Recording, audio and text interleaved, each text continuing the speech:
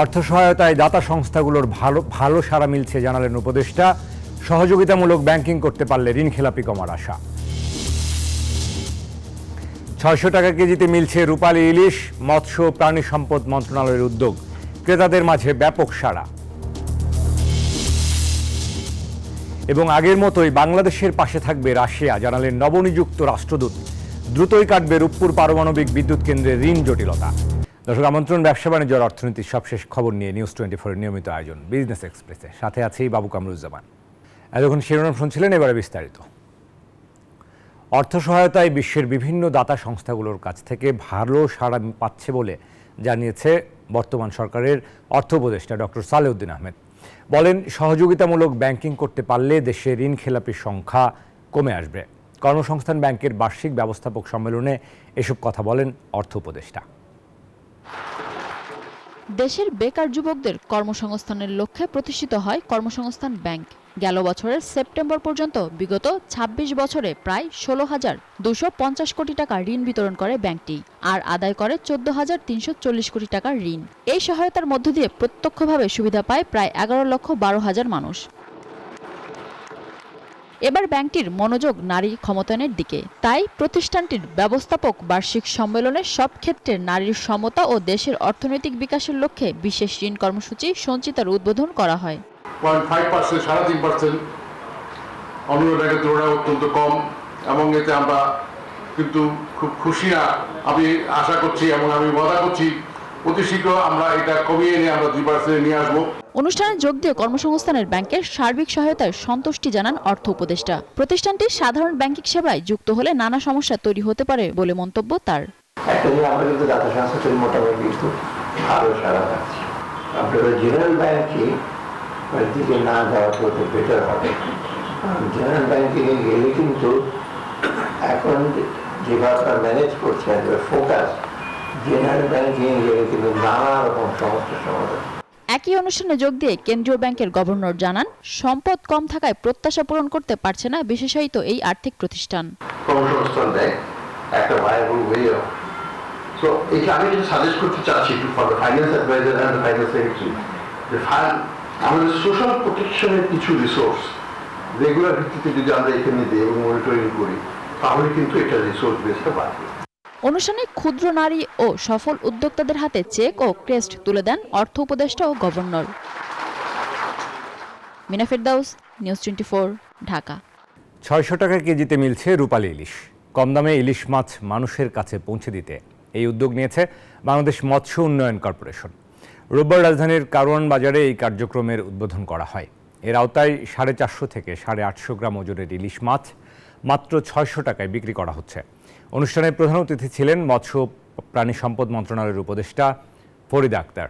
বলেন, ইলিশ মাছের সরবরাহ ও দাম নিয়ে যেসব প্রতিবন্ধকতা রয়েছে তা দূর করতে এই উদ্যোগ নেওয়া হয়েছে।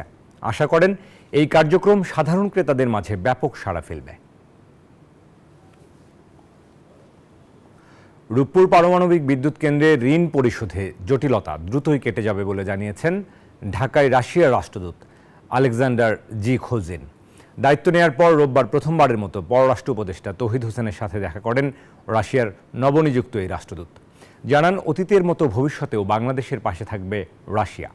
রূপপুর পারমাণবিক বিদ্যুৎ কেন্দ্রের ঋণ পরিশোধের জটিলতা নিয়ে জানতে চাইলে রাষ্ট্রদূত জানান, দ্রুতই এর সমাধান হবে।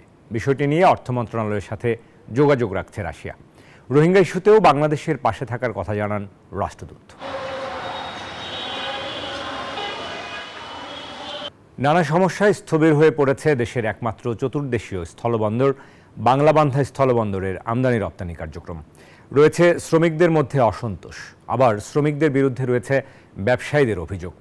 এসব সমস্যার কারণে এই বন্দর দিয়ে আয় কমেছে সরকারের। সরকার হায়দারের তথ্যচিত্রে দেখুন ডেস্ক রিপোর্ট। দেশের একমাত্র চতুর্দেশীয় স্থলবন্দর পঞ্চগড়ের তেঁতুলিয়া উপজেলার বাংলাবান্ধা স্থলবন্দর। এই বন্দর দিয়ে ভারত ও ভুটান থেকে পাথর আমদানি সরকারি রাজস্বের মূল উৎস। বাংলাদেশের অন্যান্য বন্দরের তুলনায় বেশি সম্ভাবনার এই বন্দরে রয়েছে নানা সমস্যা। এতে স্থবির হয়ে পড়েছে কার্যক্রম। ব্যবসায়ীদের অভিযোগ, শ্রমিকদের বকশিশ সংক্রান্ত জটিলতার কারণে ভারত পাথর আমদানি বন্ধ করে দেয়। গত 2 মাস আমদানি বন্ধ থাকার পর সম্প্রতি আমদানি শুরু হলেও ট্রানজিট ফির জটিলতায় ভুটানের পাথর আমদানি বন্ধ হয়ে গেছে। ইন্ডিয়া চাচ্ছে যে ভুটানকে কোনো মতে আটকা রাখে আমরা যদি ব্যবসা করি হয়তো ভালো করবে, কিন্তু আসলে এটা তো নিয়ম না। আমরা চাচ্ছি দুইটা দেশে যারা ব্যবসা করতে পারে। কিছু বাড়তি টাকা আমাদেরকে খরচ করতে হয়, আবার নতুন করে আমাদের লোড করতে হয়। সেক্ষেত্রে আমরা প্রায় 4 টাকা আমরা লসে পড়ি, যেটার কারণে বুড়িমারির সঙ্গে আমাদের একটা বড় রেটের একটা ডিফার হয়ে যায়। এদিকে শ্রমিকদের অভিযোগ, তাদের নাম ভাঙিয়ে আমদানি রপ্তানিকারকরা টাকা হাতিয়ে নিচ্ছে। আমাদের যদি এখানে মনে হয় 500 হয়, তাহলে ওদেরকে 100 দিতে হয়। 400 নিয়ে এমন ব্যক্তি আছে, আমি আজকে আসলাম না, আমার পরিবর্তে অন্যজন কাজ করলো, উনি 400 টাকা নিল, 500 হলে আমাকে 100 দিল। লোকটা যদি 800 টাকা দেয় তাহলে আমরা মানে 400 টাকা পাবো, 400 টাকা। গরিবের কাজ বড়গুলো করে, বড়গুলো ভাগ নেয়। এটা কেমন? এটা কি ঠিক না? এটা তো ঠিক না। কর্তৃপক্ষ বলছে আন্তঃকোন্দল বন্দরের অচল অবস্থার জন্য সবচেয়ে বেশি দায়ী। ইন্ডিয়ান গভর্নমেন্টের সাথে তাদের একটি দ্বিপাক্ষিক চুক্তি আছে, যে চুক্তির বলে তারা ভারতীয় করিডোর ব্যবহার করে বাংলাদেশে প্রবেশ করতে কোনো অতিরিক্ত টাকা দিতে হবে না। এই বিষয়টা নিয়ে তাদের মধ্যে একটা মতদ্বৈততা তৈরি হয়েছে, যার ফলে ভুটানি পাথর আমদানি আপাতত বন্ধ আছে। দ্রুতই সব সমস্যা কাটিয়ে চেনা রূপে ফিরবে দেশের অন্যতম এই স্থলবন্দর, আশা সংশ্লিষ্টদের। Desk report, news 24। এবারে শেয়ার বাজার প্রসঙ্গ। টানা 5 কার্যদিবস পতনের পর আজ দেশের প্রধান পুঁজিবাজার ঢাকা স্টক এক্সচেঞ্জের সূচকের উত্থানের মধ্য দিয়ে শেষ হয়েছে লেনদেন কার্যক্রম। পাশাপাশি চট্টগ্রাম স্টক এক্সচেঞ্জেও বেড়েছে সূচকের মান। রোববার সপ্তাহের প্রথম কার্যদিবস শেষে ডিএসইতে বেড়েছে সবকটি সূচকের মান। প্রধান মূল্য সূচক ডিএসইএক্স 11 পয়েন্ট বেড়ে অবস্থান নেয় 5145 পয়েন্টে। এদিন মোট লেনদেন হয়েছে 368 কোটি টাকা। এছাড়া হাতবদল হওয়া শেয়ার ও মিউচুয়াল ফান্ড ইউনিটের মধ্যে দাম বেড়েছে 172টির, কমেছে 160টির এবং অপরিবর্তিত ছিল 64টি কোম্পানির শেয়ারের দাম। অন্যদিকে দেশের অপর পুঁজিবাজার সিএসইতে মোট লেনদেন হয়েছে 3 কোটি 26 লাখ টাকা, যা গত কার্যদিবসে ছিল 4 কোটি 72 লাখ। প্রযুক্তিকে যে শিক্ষার্থীরা জনকল্যাণে ব্যবহার করতে পারে তারাই দেশের সফলতার সাথে জড়িত বলে মন্তব্য করেছেন জ্বালানি উপদেষ্টা প্রফেসর ডক্টর মোহাম্মদ ফাউজুল কবির খান। শুক্রবার ইউনাইটেড ইন্টারন্যাশনাল ইউনিভার্সিটির কম্পিউটার সায়েন্স অ্যান্ড ইঞ্জিনিয়ারিং বিভাগ আয়োজিত ইউআইইউ সিএসসি ফেস্ট অনুষ্ঠানে এসব কথা বলেন তিনি। আন্তঃকলেজ ও বিশ্ববিদ্যালয়ের শিক্ষার্থীদের blockchain olympiad, ICT olympiad, project show এবং প্রোগ্রামিং কন্টেস্ট সহ বিভিন্ন বিষয়ে প্রতিযোগিতার আয়োজন করা হয়। 2 দিনব্যাপী অনুষ্ঠানটি শেষ হয় শনিবার। অনুষ্ঠানে সভাপতিত্ব করেন ইউআইইউ এর vice chancellor professor doctor Mohammad Abul Kashem Mia. এছাড়াও উপস্থিত ছিলেন তথ্য ও যোগাযোগ প্রযুক্তি বিভাগের সচিব শীষ হায়দার চৌধুরী। রংপুর অঞ্চলের কৃষকদের জীবন জীবিকা মূলত কৃষির উপর নির্ভরশীল। বিশেষ করে আলু চাষে গত কয়েক বছর ধরে কৃষক ভালো লাভের মুখ দেখলেও এ বছরের পরিস্থিতি ভিন্ন। আগাম আলুতে বাজার সয়লাভ হওয়ায় ন্যায্য মূল্য না পেয়ে লোকসানে পড়েছেন তারা। তবে কৃষি বিপণন অধিদপ্তর বলছে সময়ের ব্যবধানে আলুর ভালো দাম পাবেন চাষিরা। রংপুর থেকে রেজাউল করিম মানিকের রিপোর্ট। গত বছরের আগাম আলুর বাজার ভালো থাকায় এবার দ্বিগুণ জমিতে আলু চাষ করেছেন কৃষক। আশা ছিল অধিক লাভ, তাই ভরা মৌসুমের অন্তত 1.5 মাস আগেই মাঠ থেকে আগাম আলু তুলেছেন তারা। ফলন ভালো হলেও বাজারে এখন আলুর দাম কমছে।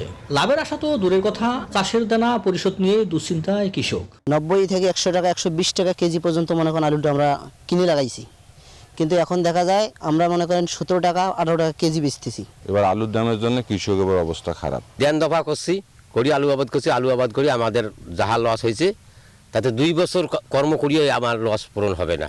ঋণ করি, দেনে শোধ না হয় আবাদ করি। অন্যান্য বছরের তুলনায় এবার চাষের খরচও বেড়েছে। এদিকে জমিতে আলুর দাম কম হলেও বাজারে কমেনি দর। জাত ভেদে আলু বিক্রি হচ্ছে 35 থেকে 45 টাকায়। এর আগে আমি 280 300 টাকা ধারা, আজকে নিলাম 120 টাকা ধারা। দেশি আলুটা ছিল 80 টাকা থেকে 90 টাকা কেজি, সে আলু 30 টাকা কেজি। তবে চাষিদের হতাশ হওয়ার কিছু নেই বলে অভয় দিলেন কৃষি বিপণন অধিদপ্তরের এই কর্মকর্তা। সাপ্লাইটা হচ্ছে মার্কেটে হচ্ছে বেড়ে গেছে, দেখা গেছে যে ওই সময় হিমাগারের যে আলুটা এটাও আমরা 70 টাকা কেজি ধরে বিক্রি হইতে দেখছি, 65-70 টাকা কেজি ধরে। কিন্তু এখন আমাদের যে নতুন আলুটা বাজারে এটা পর্যাপ্ত আসছে, সরবরাহ বেড়ে গেলে দাম একটু কমে যায়। বর্তমানে এই জিনিসটার জন্য আসলে দাম একটু কমতির দিকে। জেলা কৃষি বিভাগের তথ্য মতে জেলায় এবার 55,500 হেক্টর জমিতে আলু চাষ হয়েছে, যা লক্ষ্যমাত্রার চেয়ে বেশি। এর মধ্যে 14,000 হেক্টরে আগাম জাতের আলু চাষ হয়েছে। রেজাউল করিম মানিক, নিউজ 24, রংপুর। নেত্রকোনার হাওড়াঞ্চল খালিয়াজুড়ি ও মদনে অনাবাদি জমিতে মিষ্টি কুমড়া চাষের সম্ভাবনা দেখছেন চাষিরা। ধানের পাশাপাশি মিষ্টি কুমড়া চাষ করছেন অনেকেই। ভালো দাম পেলে লাভবান হওয়ার আশা চাষিদের। হাওড়াঞ্চলে প্রায় 100 কোটি টাকার সবজি বেচা কেনার আশা সংশ্লিষ্টদের। সবজির আবাদ বাড়ানোর চেষ্টা চালিয়ে যাচ্ছে কৃষি বিভাগও। দীর্ঘকাল ধরে অনাবাদি ছিল হাওড়াঞ্চলের বিস্তীর্ণ জমি, কিন্তু গত কয়েক বছরে আবাদের আওতায় এসেছে নেত্রকোনার অধিকাংশ পতিত জমি। শুষ্ক মৌসুমে মিষ্টি কুমড়া, বাদাম, পেঁয়াজ, মরিচ সহ বিভিন্ন জাতের সবজি আবাদ করছেন কৃষক। এবছর মিষ্টি কুমড়ার ফলন ভালো হয়েছে। হাওরে একমাত্র ফসল ধান হলেও এখন মিষ্টি কুমড়া চাষে ঝুঁকছেন চাষিরা। চলতি বছর খালিয়াজুড়ি উপজেলার বিভিন্ন গ্রামে বাণিজ্যিকভাবে মিষ্টি কুমড়া চাষ করেছেন হাজারো কৃষক। আগে দিকে হয়ে থাকতো, মানে মানুষের গরু লাগতো, আর গিয়ে গরু ওষুধ লাগতো, এদিকে আমরা এই ফসল লাগতো। এখন তো কুমড়া চাষ করতেছে, বিভিন্ন চাষ করতেছে, ফিরে আসছে, মানে বিভিন্ন শস্য করে অনেক কিছু আছে এখন আবাদ করে, মানে এখন আর পতিত নেই। এবছর বৃষ্টিপাত কম হওয়ায় ফলন কিছুটা কম হলেও বাজার দর ভালো পেলে লাভবান হওয়ার আশা কৃষকের। অনেক কৃষক আছে ধানের আবাদ বাদ দেয়া এই মিষ্টি লাউর আবাদটা করতেছে, এবং 2 বছর ধরে মোটামুটি এটা লাভবান। গত বছর আমরা ভালো একটা লাভবান হয়েছি, আর এই বছরও ভালোই। যদি আমাদের দরটা ঠিক থাকে তাইলে আমরা এই বছরও আমরা লাভবান হতে পারবো। হাওরে অনাবাদি জমিতে সবজির আবাদ বাড়াতে কৃষকদের উদ্বুদ্ধ করছে কৃষি বিভাগ। কৃষি সম্প্রসারণ অধিদপ্তরের পক্ষ থেকে তাদের শাকসবজি আবাদের ব্যাপারে যে পরামর্শগুলি প্রয়োজন, বিশেষ করে মাঠ পর্যায়ে যখন পোকার সমস্যা দেখা দেয় কিংবা কোনো রোগের সমস্যা দেখা দেয়, সেটা আমরা মাঠ পর্যায়ে যারা কর্মরত আছেন তাদের মাধ্যমে কৃষকদেরকে পরামর্শ দিয়ে থাকি। কৃষি বিভাগের তথ্য মতে এবছর নেত্রকোনায় 7,434 হেক্টর জমিতে বিভিন্ন জাতের সবজি আবাদ হয়েছে। শুধুমাত্র হাওরেই আবাদ হয়েছে 2,500 হেক্টর। এবছর প্রায় 100 কোটি টাকার সবজি কেনাবেচা হবে বলে আশা সংশ্লিষ্টদের। Desk report, news 24। যুক্তরাষ্ট্রে বন্ধ হয়েছে জনপ্রিয় সামাজিক যোগাযোগ মাধ্যম টিকটক অ্যাপের কার্যক্রম। দেশটিতে এখন অ্যাপল ও গুগল অ্যাপ স্টোরেও পাওয়া যাচ্ছে না অ্যাপটি। রোববার বিবিসির অনলাইন প্রতিবেদনে এই তথ্য নিশ্চিত করে বলা হয়েছে, মার্কিন নিষেধাজ্ঞা কার্যকরের কয়েক ঘন্টা আগে অ্যাপটি কাজ করা বন্ধ করে দিয়েছে।